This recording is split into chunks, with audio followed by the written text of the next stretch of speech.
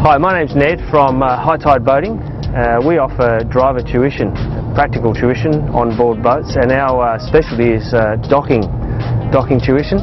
What I'm going to be sharing with you today is a single operator docking technique.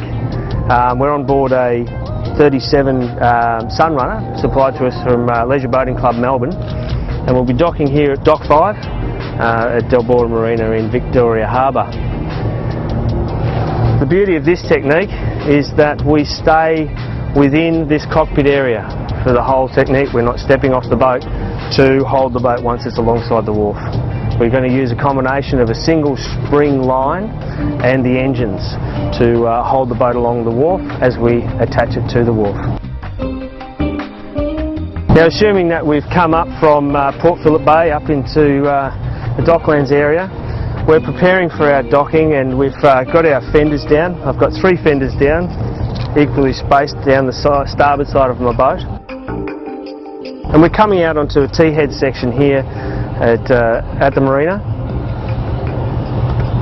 And I'm already identifying the cleat on the wharf that I want the stern of my boat to get to. Now what I'm doing here is I'm coming at a fairly shallow angle to the wharf, and I've straightened off the helm of the steering wheel in layman's terms, and all I'm doing now is I'm going to my twin sticks.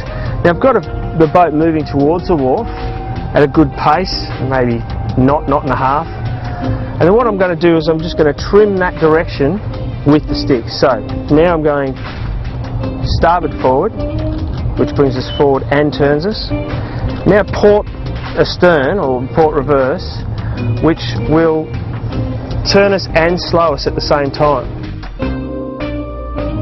Now I'm not really overly concerned with what's happening with the bow of the boat, because the key with this technique is to make sure you get the stern of the vessel to the wharf. And you could see there I was just doing some very small adjustments, so I'm not going to be concerned with the bow. I'm just going to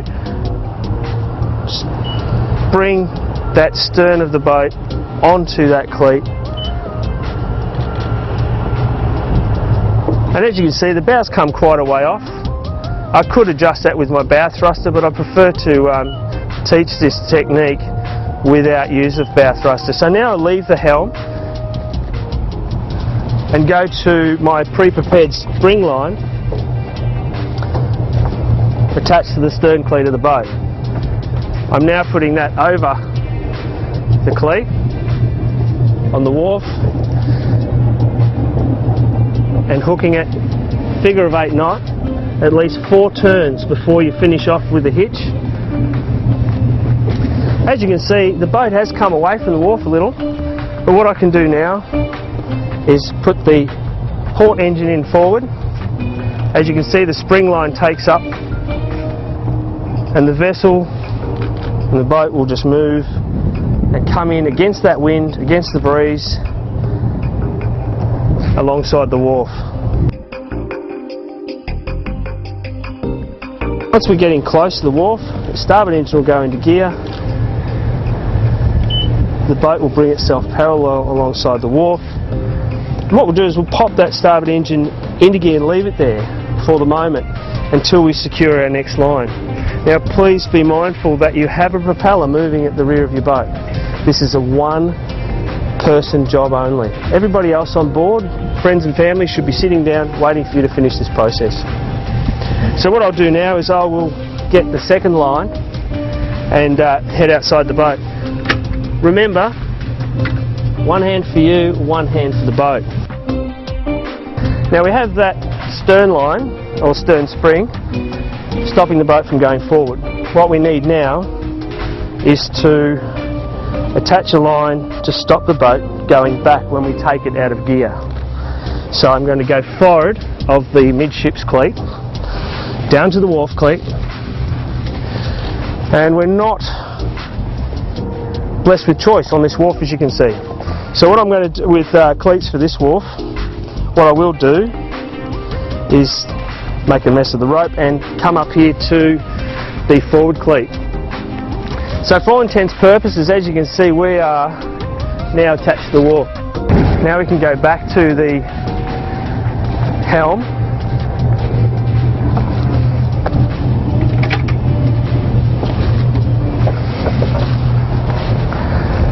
Take the boat out of gear, and as you can see, the boat holds its position against the wharf. We can now adjust the lines accordingly, put on a second bow line if we wish, and a second springer running back aft again from the midships cleat. And there you have our single operator docking technique.